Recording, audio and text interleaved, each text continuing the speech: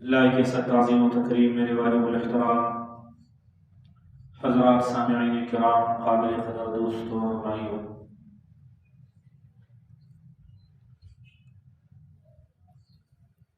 پیغمبر علیہ الصلوۃ والسلام کی حدیث سیدنا ابو ہریرہ رضی اللہ تعالیٰ عنہ سے روایت ہے۔ اس کے 3 اجزاء ہیں۔ پیغمبر علیہ الصلوۃ والسلام نے فرمایا آیت المنافق 3، منافق کی 3 نشانیاں ہیں۔ اذا حدث کذب،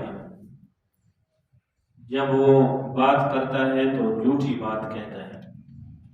وَإِذَا وَعَدَ أَخْلَفَ، جب وعدہ کرتا ہے تو پاسداری نہیں کرتا۔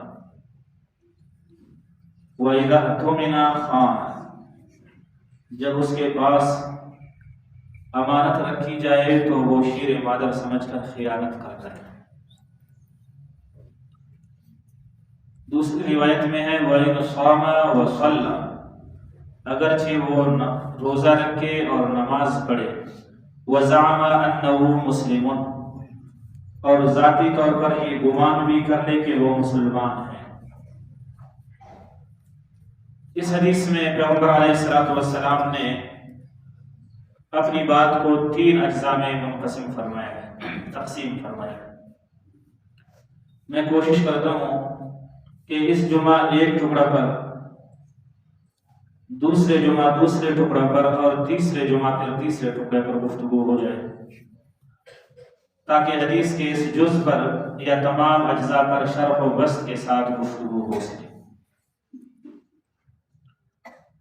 اور یہ بھی ذہن میں رہے کہ جتنی اچھی باتیں ہیں وہ کہی گئی ہیں، اور جتنی خیر کی باتیں ہیں وہ کہی بھی گئی ہے اور سنی بھی گئی ہے۔ اس کا یہ ہرگز مطلب نہیں ہے کہ میں آپ کو ایسی باتیں بتا دوں گا شاید آپ نے نہیں سنی ہے، نہیں، بلکہ یہ وہ باتیں ہیں کہ آپ مجھ سے زیادہ ان باتوں سے واقف ہیں، اس لیے کہ خیر اور بھلائی کی کوئی بات ایسی نہیں ہے اس جدید دور میں مجھ تک اور آپ تک نہ پہنچی ہو۔ باتیں کہی گئی ہے، سنی گئی ہے، بس صرف یہ بات رہ گئی ہے کہ عمل کی توفیق ہو جائے۔